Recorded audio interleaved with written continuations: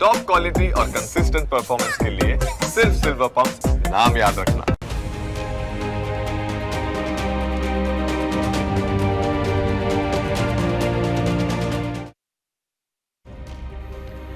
નમસ્કાર, અમારી વિશેષ રજૂઆત મુખ્યમંત્રી સાથે હું છું જીગર. અમારા ગત એપિસોડમાં અમે તમને ગુજરાતના 9મા મુખ્યમંત્રી છબીલદાસ મહેતા વિશે વિગતવાર વાત કરી હતી.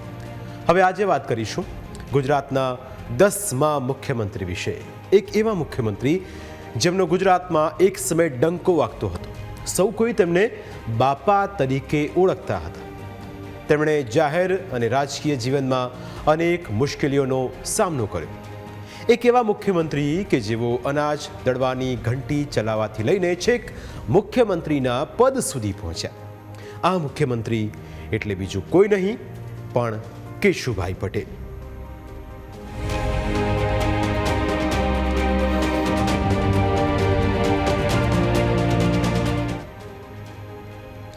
સૌરાષ્ટ્રે કેટલાક ખમતીધર પાટીદાર આગેવાનો આપ્યા, જેમાં છગનદાપાથી શરૂ કરીને જયરામભાઈ પટેલ, વલ્લભભાઈ પટેલ, દલસુખભાઈ ગોદાણી, અમરેલીના મોટા ગજાના આગેવાન દ્વારકાદાસ પટેલ અને કેશુભાઈ પટેલ સહિતના નેતાઓનો સમાવેશ થાય છે. દાયકાઓથી કોંગ્રેસનું શાસન ચાલી રહ્યું હતું. કોંગ્રેસની અસર અને પકડ મજબૂત હતી. એક કેશુભાઈને બાદ કરતા બાકીના નેતાઓ ગાંધીવાદી વિચારસરણી સાથે જોડાઈને પોતાની રાજકીય પ્રવૃત્તિ માટે કોંગ્રેસના માધ્યમથી કાર્યરત હતા. આ બધા વચ્ચે રાજકોટ શહેરમાં ધીરે ધીરે જનસંઘનો દીવો પ્રકાશિત થતો હતો. તે સમયે પોતાની જાહેર જીવનની પ્રવૃત્તિ માટે રાષ્ટ્રીય સ્વયંસેવક સંઘના વિચારોથી પ્રેરિત થઈને એક યુવાન આ માર્ગે ચાલ્યો. સંઘના સ્વયંસેવકથી શરૂ થયેલી એની કારકિર્દી ધીમે ધીમે એવી આગળ વધી કે આગળ જતા આ યુવાન મુખ્યમંત્રી બન્યો, જેમનું નામ છે કેશુભાઈ પટેલ. કેશુભાઈ પટેલનો જન્મ 24 જુલાઈ 1928ના રોજ જૂનાગઢ જિલ્લાના વિસાવદરમાં થયો. પિતાનું નામ સવદાસભાઈ અને માતાનું નામ પુતળીબાઈ. ખેડૂત પરિવારમાં જન્મેલા કેશુભાઈ પટેલ આર્થિક સંકળામણમાંથી ધીમે ધીમે આગળ વધતા ગયા. પરિસ્થિતિ એટલી વિકટ હતી કે ભણવાની ઉંમરમાં પણ તેઓ કાળી મજૂરી કરવા જતા. વિદ્યાર્થી કાળમાં એમણે કૂવા ગાળવાનું તેમજ અન્ય નાના મોટા મજૂરીના કામો કર્યા. કહેવાય છે કે તેઓ એક સમયે અનાજ દળવાની ઘંટી ચલાવતા. રાજકોટ ખાતે ધોરણ 9 સુધીનો અભ્યાસ કર્યો. ઔપચારિક ભણતર ઓછું હોવા છતાં સમાજ સેવા પ્રત્યેની કટિબદ્ધતાને લઈને નેતૃત્વના ગુણોનું તેમનામાં સંપાદન થયું. 15 વર્ષની વયે આરએસએસના સિદ્ધાંતો અને કાર્યપદ્ધતિથી પ્રભાવિત થઈને તેઓ આરએસએસના સ્વયંસેવક બન્યા. આઝાદી પછી તરત જ 30મી જાન્યુઆરી 1948ના રોજ દિલ્હીની પ્રાર્થના સભામાં નથુરામ ગોડસે રાષ્ટ્રપિતા મહાત્મા ગાંધીજીની હત્યા કરી, જેના અનુસંધાને આરએસએસ પર તત્કાલીન ભારત સરકારે પ્રતિબંધ મૂક્યો. આ પ્રતિબંધ સામે દેશવ્યાપી વિરોધ ફાટી નીકળ્યો. આ વિરોધ પ્રદર્શનના ભાગરૂપે રાજકોટમાં સરઘસ કાઢવા બદલ ટુકડીના આગેવાન તરીકે કેશુભાઈ પટેલની ધરપકડ થઈ અને તેમને 6 માસની જેલની સજા થઈ. આ સજા થવાના કારણે કેશુભાઈ મેટ્રિકની પરીક્ષા આપી શક્યા નહીં. બસ ત્યાંથી તેમનો અભ્યાસ અટક્યો. કેશુભાઈ ક્યારેય કોલેજના પગથિયા ચડી ન શક્યા. કેશુભાઈનું ત્યાર પછીનું જીવન પ્રજાકીય સેવા અને કાર્યો માટે સમર્પિત રહ્યું. રાજકોટ એમની કર્મભૂમિ બની. કેશુભાઈ પહેલા દેસાઈ અટક લખતા હતા. કોંગ્રેસ પાસે તે સમયે સંખ્યાબંધ પાટીદાર આગેવાનો હતા.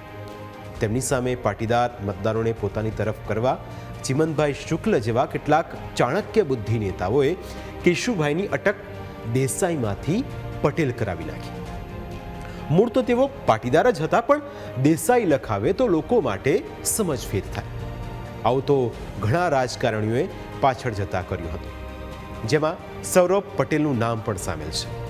તેઓ પહેલીવાર ચૂંટણી લડવાના હતા. તે સમયે તેઓ દલાલ લખાવતા હતા, પરંતુ પોતે પાટીદાર છે તેવી ઓળખાણ ન આપવી પડે એ માટે તેમની અટક તે દિવસથી બદલીને સૌરભ પટેલ કરી દેવામાં આવી. કેશુભાઈ પટેલે જાહેર જીવનને સ્પર્શતી ઘણી સંસ્થાઓમાં કામ કર્યું. વર્ષ 1969થી 74 દરમિયાન રાજકોટ નાગરિક સહકારી બેંકના તેઓ ડિરેક્ટર હતા.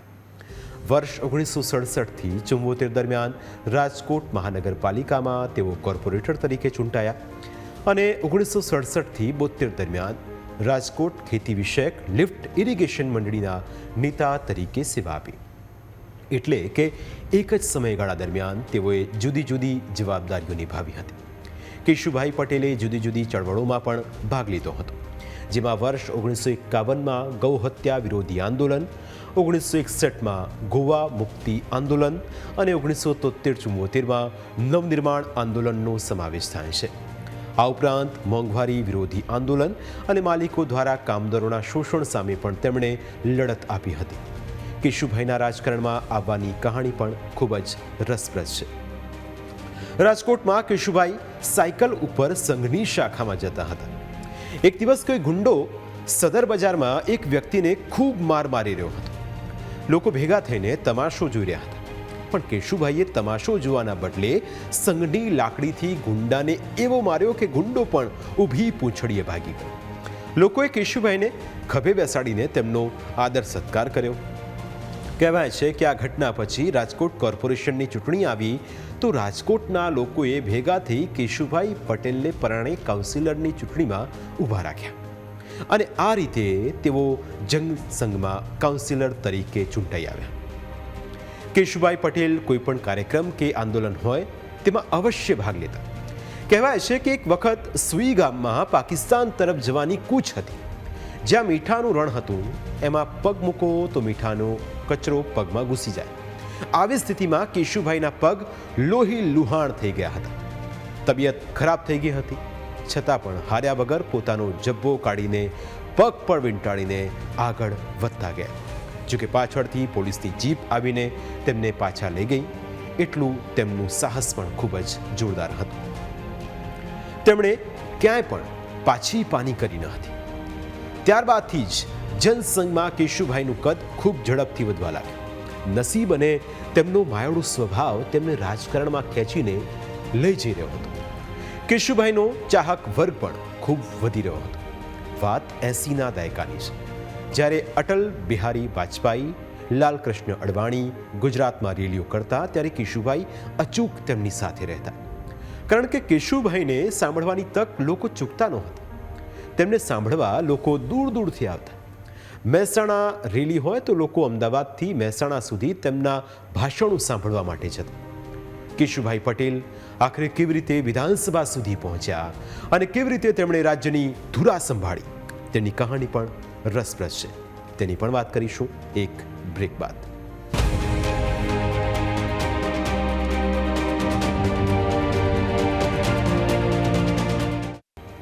સૌરાષ્ટ્રમાં કેશુભાઈ પટેલનું કદ વધી રહ્યું હતું. સામાજિક અને રાજકીય બંને રીતે કેશુભાઈ પટેલનો ડંકો વાગવા લાગ્યો. એટલે વિધાનસભાની ટિકિટના તેઓ હકદાર બની ચૂક્યા હતા. આખરે વર્ષ 1975ની ચૂંટણીમાં કેશુભાઈ પટેલને ટિકિટ મળી અને તેઓ વિજયી બન્યા. 1975નું વર્ષ ગુજરાતની રાજકીય પરિસ્થિતિ માટે ટર્નિંગ પોઈન્ટ સાબિત થયું. પહેલીવાર ગાંધીનગરમાં જનતા મોરચાની બિન કોંગ્રેસી સરકાર રચાઈ. બાબુભાઈ જશભાઈ પટેલ મુખ્યમંત્રી બન્યા. આ ચૂંટણીમાં કેશુભાઈ પટેલ પણ હતા અને તેમની ગાડી દોડી. વિસાવદર સીટ ઉપર જનસંઘના ઉમેદવાર તરીકે તેમણે પોતાની પહેલી જ વિધાનસભા ચૂંટણીમાં બાજી મારી. કેશુભાઈ પટેલ બાબુભાઈ પટેલની સરકારમાં સિંચાઈ અને કૃષિ વિભાગના મંત્રી બન્યા. આ મંત્રીમંડળના કુલ 18 મંત્રીઓમાં કેશુભાઈનું કદ ત્રીજા નંબરનું હતું. જનસંઘ 1975 પહેલા ગુજરાતમાં નહીવત હતું. બીજેપી તરીકેના નવા અવતારમાં ચિમનભાઈ પટેલ સાથે મિશ્ર સરકાર રચવામાં જનસંઘ સફળ થયો, જેમાં કેશુભાઈ પટેલનું સ્થાન બીજા નંબરનું હતું અને તેઓ નર્મદા જળ સંપત્તિ વિભાગના મંત્રી હતા. રાજ્યમાં 14 માર્ચ 1995ના રોજ રાજ્યમાં પ્રથમ વખત બીજેપીની સરકાર આવી. કેશુભાઈ પટેલ મુખ્યમંત્રી બન્યા અને ગૃહ ખાતાનો હવાલો પોતાની પાસે રાખ્યો. ગોકુળ ગ્રામ યોજના એ ગ્રામ વિકાસ માટે કેશુભાઈની જાહેર કરેલી યોજના છે. કેશુભાઈની આ સરકાર 5 વર્ષનો કાર્યકાળ પૂર્ણ કરે તેની સામે કોઈ જ અવરોધો ન હતા. કારણ કે બીજેપીએ 121 બેઠકો પર જીત હાંસલ કરી હતી.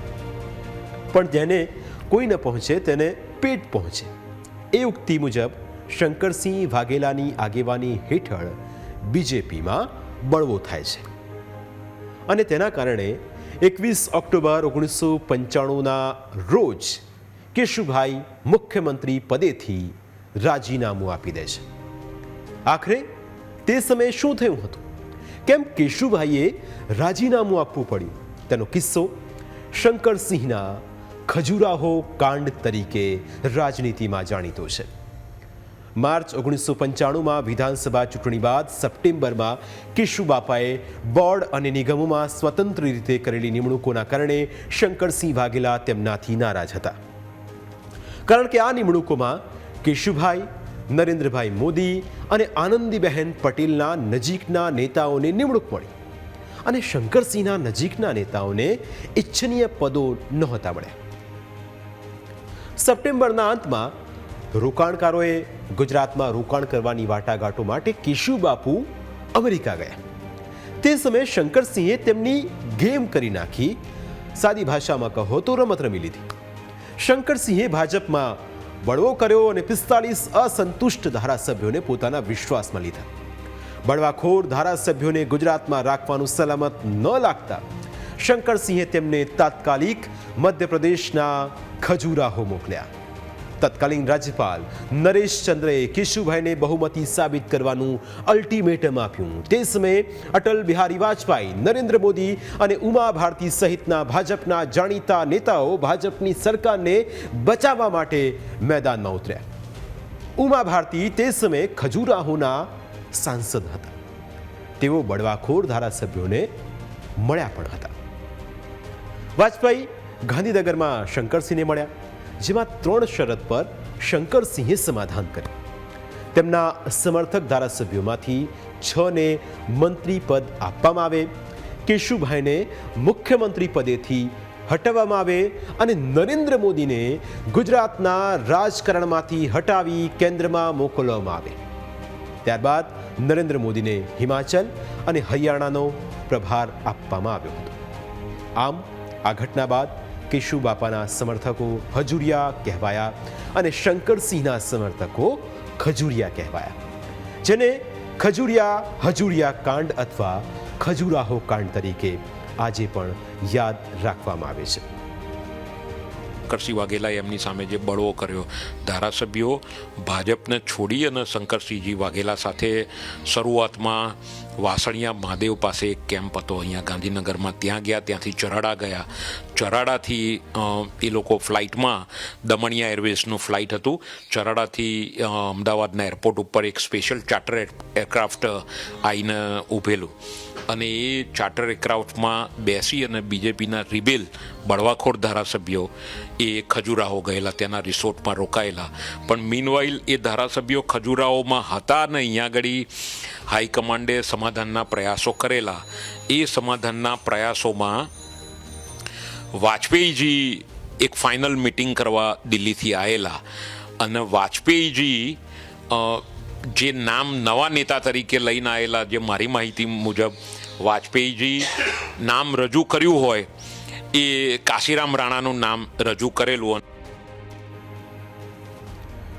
ગાંધીનગરમાં મળેલી બેઠકમાં કાશીરામ રાણાના નામની રજૂઆત કરતા જ કેટલાક ધારાસભ્યોએ સૂત્રોચ્ચાર કરીને તેમના નામનો વિરોધ કર્યો. એટલે બેઠકની અંદર હાઈકમાન્ડે એવા નામ પસંદ કર્યું જેની સામે વિરોધ ન થાય, અને આ નામ હતું સુરેશભાઈ મહેતાનું. આ રીતે કેશુભાઈના અનુગામી તરીકે સુરેશ મહેતાએ મુખ્યમંત્રી તરીકેનો કાર્યભાર સંભાળ્યો. પરંતુ સુરેશ મહેતાની સરકાર પણ લાંબો સમય ન ટકી શકે. આખરે 23 ઓક્ટોબર 1996ના રોજ શંકરસિંહ વાઘેલાની આગેવાની હેઠળ સરકાર રચાઈ. શંકરસિંહની મહાગુજરાત રાષ્ટ્રીય જનતા પાર્ટીને કોંગ્રેસે ટેકો આપ્યો, પરંતુ તેમની સરકાર પણ ગુજરાતની અંદર કાઠું ન કાઢી શકી અને 27 ઓક્ટોબર 1997ના રોજ દિલીપભાઈ પરીખની આગેવાનીમાં નવી સરકાર આવી. પરંતુ 2 મહિના જેટલા ટૂંકા ગાળામાં 24 ડિસેમ્બર 1997ના રોજ સરકારે વિધાનસભાના વિસર્જનનો પ્રસ્તાવ મંજૂર કર્યો. 28 ઓક્ટોબર 1998ના રોજ વિધાનસભાની ચૂંટણી થઈ, જેમાં બીજેપીના 117 ધારાસભ્યો ચૂંટાયા અને તેમાં કેશુભાઈ પટેલ 4 માર્ચ 1998ના રોજ મુખ્યમંત્રી બન્યા. પરંતુ કેશુભાઈનું નસીબ કહો કે વિધિની વક્રતા, તેઓ બીજી ટર્મ પણ પૂરી ન કરી શક્યા. 1975માં વિધાનસભામાં પહેલીવાર ચૂંટાનારા કેશુભાઈ પટેલ 5 વખત વિધાનસભામાં ચૂંટાયા. એક વખત વિરોધ પક્ષના નેતા બન્યા, બે વખત સલામત બહુમતીવાળી સરકાર બનાવી, તેમ છતાં તેઓ કાર્યકાળ પૂરો ન કરી શક્યા. કેશુભાઈ પટેલ જે સરકારમાં રહ્યા તેમની પણ ટર્મ પૂરી ન થઈ શકી. પછી તે બાબુભાઈ જજભાઈની સરકાર હોય કે પછી ચીમનભાઈ પટેલની સરકાર, એ પોતાનો કાર્યકાળ પૂર્ણ ન કરી શકી. પરંતુ તે સમયગાળાને અનુરૂપ તેમણે જે પણ નિર્ણયો લીધા તે નિર્ણયો નિર્ણાયક સાબિત થયા. કેશુભાઈએ હું ખાસ એ શબ્દનો ઉપયોગ કરીશ કે કોઠાસૂઝના આધારે એમણે એક નિર્ણાયક એડમિનિસ્ટ્રેશન એમણે આપ્યું. એમનું ડિસાઇસિવ એમની એડમિનિસ્ટ્રેટિવ રહી. થોડા વહીવટી તંત્રમાં ભ્રષ્ટાચાર સામે શરૂઆતના દિવસોમાં એમણે અધિકારીઓ સામે પણ પગલાં લીધા. લો એન્ડ ઓર્ડર સિચ્યુએશન ઉપર પણ એમની સરકારમાં સારી કામગીરી થઈ. અસામાજિક તત્વો ઉપર પણ કાબૂ આવ્યો. એ રીતે ઓવરઓલ એમનો એ ટેન્યોર અને ભાજપની પહેલી સરકાર બની હતી. એના ભાજપની પહેલી સરકાર. ઘણી બધી અપેક્ષાઓ લોકોની એ જે તે વખતે ભાજપ અને કેશુબાબા પાસે હતી. એમણે ઘણી લોકપ્રિય યોજનાઓ પણ અમલમાં મૂકી. ગોકુળિયું ગામ યોજના, વીજળી નર્મદા યોજના, એના કેનાલના પાણી અને એક યોજના ગામનું પાણી, સીમનું પાણી, સીમમાં વરસાદનું પાણી રોકવા માટે બોરી બંધ, એવી ઘણી બધી યોજનાઓ એમણે અમલમાં મૂકી. એ રીતે જે તે વખતે એમનું એ શાસન ઘણું લોકપ્રિય થયેલું. ખૂબ જ શાંત સ્વભાવના કેશુભાઈએ અનેક યોજનાઓ થકી પ્રજાનું દિલ જીત્યું. તેમની લોકપ્રિયતા ખૂબ જ હતી, પરંતુ કેશુભાઈ અન્ય નેતાઓની જેમ રાજ રમત ન કરી શક્યા. અગાઉ જનસંઘમાં અને ત્યારબાદ બીજેપીમાં કેશુભાઈ પટેલનું જે જૂથ હતું તે તૂટશે તેની કોઈએ કલ્પના પણ કરી ન હતી. કેશુભાઈ પટેલ સ્વભાવે ઉમદા માણસ પણ રાજકીય કુનેમાં ક્યાંક થાપ ખાઈ ગયા. કારણ કે જેમના ઉપર તેમણે વિશ્વાસ મૂક્યો એમણે જ કેશુભાઈના પગ ખેંચ્યા. કેશુભાઈની ગણતરીઓ ક્યાંક ને ક્યાંક ખોટી પડી. બાકી વર્ષ 2000 સુધી કેશુભાઈ ભારતીય જનતા પક્ષમાં એક એવું નામ હતું જેનો પડ્યો બોલ ઝીલાતો. કેશુભાઈ પટેલનો જનસંઘ અને ભારતીય જનતા પાર્ટીની રાજનીતિમાં ઉદય અને અસ્ત બંને આકસ્મિક રહ્યા. રાજકારણની આ દુનિયા જ ન સમજી શકાય તેવી છે. માણસ તરીકે કેશુભાઈને ખૂબ જ સારા, સંવેદનશીલ અને સરળ માણસ તરીકે ઓળખવામાં આવે છે. પણ અંદરો અંદરની રાજકીય ખેંચતાણનો કેશુભાઈ પણ શિકાર બન્યા હતા. કેશુભાઈની રાજકીય કારકિર્દીને એમના અતિ નિકટના કેટલાક લોકોએ જ ગ્રહણ લગાડ્યું. કોઈકે લાલચ અને લાલસામાં, તો કોઈએ મહત્વકાંક્ષાના પગથિયા ચડવા માટે કેશુભાઈનો સાદગીનો ઉપયોગ કર્યો. કેશુભાઈની જોડે વિવાદો રહ્યા છે. એ વિવાદો એમની નિર્ણય લેવાની પ્રક્રિયા, એમની કામ કરવાની પદ્ધતિ, એમની સાથે કોણ એમની સાથે નજીકમાં છે, આ બધા પ્રશ્નોના કારણે એક યા બીજી રીતે વિવાદ ઊભા થયા ને એમને એ વિવાદોના કારણે એમને 2 વાર પદ પણ છોડવું પડ્યું. પરંતુ કેશુભાઈ પટેલે પોતાના કાર્યકાળ દરમિયાન ઘણા એવા કાર્યો કર્યા જેનો શ્રેય તેમને આપવો જ રહ્યો. નર્મદા યોજના અંગે સુપ્રીમ કોર્ટમાં ચાલતા કેસમાં તેમની સરકારમાં ચુકાદો આવ્યો. તેમની સરકારની અસરકારક રજૂઆતથી સુપ્રીમ કોર્ટે ગુજરાત રાજ્યની તરફેણમાં ચુકાદો આપ્યો. નર્મદા ટ્રિબ્યુનલે સૂચવેલી બંધની ઊંચાઈ સુપ્રીમ કોર્ટે માન્ય રાખી અને 85 મીટરની બંધની ઊંચાઈ 90 મીટર સુધી વધારવાના કાર્યને મંજૂરી આપી. કેશુભાઈ પટેલની સરકારે 13,400 ચેકડેમો બાંધ્યા. તથા લોકોના સહકારથી 1000 જૂના તળાવો ખોદાવીને ઊંડા બનાવવાની સફળ કામગીરી કરી હતી. કેશુભાઈ પટેલની સરકારે સૌરાષ્ટ્રમાં પાણીની તંગી દૂર કરી હતી. મહી, પરિયેજ તથા કોતરપુર યોજના બનાવીને પાઇપલાઇન માટે પાણી પૂરું પાડવાની મહત્વાકાંક્ષી યોજના ખૂબ જ થોડા સમયમાં પૂરી કરી હતી, જેના કારણે રાજકોટ, અમરેલી, ધંધુકા, સુરેન્દ્રનગર અને ગોંડલમાં પાણીની તંગી દૂર થઈ હતી. જ્યારે અમદાવાદ તથા વડોદરા જેવા શહેરોને પણ રાસ્કા વિયર પાઇપલાઇન દ્વારા પાણી પહોંચાડ્યું હતું. ગામોને પાકા રસ્તાથી જોડવાની કામગીરી કેશુભાઈના સમયમાં જ શરૂ થઈ હતી. આ ઉપરાંત ટેકનોલોજી ક્ષેત્રે ગુજરાતને મોખરાનું સ્થાન અપાવી ઇન્ફોસિટીની તેમણે સ્થાપના કરી હતી. નાગરિકોને અધિકારપત્રો, ઓક્ટ્રોય નાબૂદી, તંદુરસ્ત માતા અભિયાન કેશુભાઈએ જ શરૂ કર્યું હતું. ગરીબોને વીજળીમાં 25% રાહત આપવાનો તે સમયે તેમણે નિર્ણય લીધો હતો. રાજકીય જાણકારો માને છે કે અગાઉની સરકારોમાં જે નહોતું થયું તે કેશુભાઈની આગેવાનીમાં બનેલી બીજેપીની સરકારમાં થયું. કહો કે ખરા અર્થમાં ગુજરાતના વિકાસનો પાયો નાખવાની શરૂઆત કેશુભાઈના સમયથી જ થઈ હતી. પરંતુ કેવી રીતે તેમની સરકાર પડી તેની વાત કરીશું એક બ્રેક બાદ.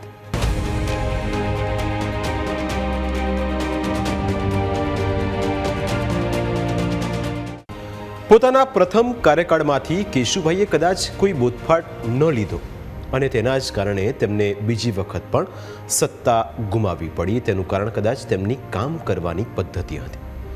કેશુભાઈની બીજી પણ ઘણી મર્યાદાઓ હતી. જો કે ગમે તેવી જટિલ ચર્ચામાંથી પણ તેઓ મુદ્દો સમજી શકતા અને ઘણા બધા કિસ્સાઓમાં તેનો અસરકારક ઉપયોગ પણ કરતા. આ કારણથી કેશુભાઈ આખા ગુજરાતની ગ્રામ પંચાયતોના પીવાના પાણીના વીજળી બિલ માફ કરી શક્યા.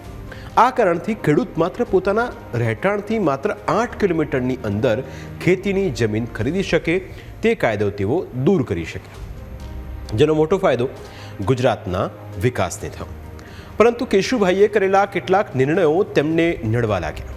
તેમનો સમય ગુજરાતમાં થઈ રહેલા પરિવર્તનનો સુવર્ણકાળ ચોક્કસ હતો, પરંતુ તેમણે એક મંત્રીનું રાજીનામું માગી લીધું ત્યારથી જ તેમના કાંગરા ખરવાની શરૂઆત થઈ ગઈ. કેશુભાઈના વહીવટના નાના નાના કિસ્સાઓને પણ મોટા કરીને કેશુભાઈની છબી ખરડાય તેવી રમત શરૂ થઈ ચૂકી હતી. શંકરસિંહ તો પછી બીજેપીમાં નહોતા. બીજા કેટલાક આગેવાનો પણ ભાજપને રામ રામ કરી ગયા હતા. આ દરમિયાન એક જબરદસ્ત ઘટના ઘટી. 26 જાન્યુઆરી 2001ની એ ગોજારી સવારે ગુજરાતની ધરતી જોરદાર ભૂકંપના આંચકાઓથી ધણધણી ઉઠી. સૌથી વધુ નુકસાન કચ્છમાં થયું. કેશુભાઈ પટેલે આ પરિસ્થિતિને પહોંચી વળવા માટે 24 કલાક જાગીને કામ કર્યું. તે વાત કદાચ કોઈને ખ્યાલ નહીં હોય, પણ તેમના અંગત મદદનીશે ભૂકંપના દુઃખદ પ્રસંગને વર્ણવતા કેશુભાઈ વિશે શું કહ્યું તે સાંભળશો તો સમજાશે કે કેશુભાઈ કામનો દેખાડો કરવામાં માનતા ન હતા. ભૂકંપ આવ્યો તો ભૂકંપ આવ્યો મને યાદ છે. ભૂકંપ વખતે સાહેબે 24 કલાક સતત એક જ ટેબલ પર બેસીને કામ કરેલું છે. ખાલી બાથરૂમ જવા કે એવો કંઈ ઊભા થયા હશે, બાકી 24 કલાક જ્યારે આપણા પેકેજો બનાવવાના હતા તો 24 કલાક સાથે એક ટેબલ પર બેઠા બેઠા કામ કરવું, અને આટલી ઉંમર છતાં. એટલે કહેવાનો મતલબ આવું કામ કરનાર ઘણા બધા ઓછા હોય છે. અને ક્યારેય કોઈ પોતાનું કામ ક્યારેય કોઈને બતાવી નતા દેતા કે હું આવું કરું છું, આટલું કરું છું. હા, એમ કામ કર્યા કરવાનું. ભૂકંપ આવ્યો તે સમયે નરેન્દ્ર મોદી ગુજરાત બહાર જવાબદારી સંભાળી રહ્યા હતા અને તેવા સમયે ભૂકંપમાં કેશુભાઈની કામગીરી નબળી રહી હોવાના દાખલા ઉજાગર કરવાનું કામ કેટલાક ધારાસભ્યોએ શરૂ કર્યું. કેશુભાઈની નિષ્ફળતાના દાખલાઓ ઉજાગર કરીને ધારાસભ્યોના જૂથે એક અહેવાલ તૈયાર કર્યો, જેમાં કુદરતી આપત્તિ સામે કેશુભાઈની કામગીરીની ખૂબ જ ટીકા થઈ અને આ અહેવાલ હાઈકમાન્ડને મોકલવામાં આવ્યો. આખરે કેશુભાઈની મુખ્યમંત્રી તરીકે વિદાય આપવા માટેની પૂર્વ ભૂમિકા તૈયાર થઈ. કેશુભાઈ સામે વિરોધનો વંટોળ ઊભો થઈ રહ્યો હતો અને એની જાણ થતાં જ કેશુભાઈના સમર્થનમાં તેમના મંત્રીમંડળના સભ્યો અને સિનિયર આગેવાનો દિલ્હી પહોંચ્યા અને હાઈકમાન્ડ સાથે ચર્ચા કરી.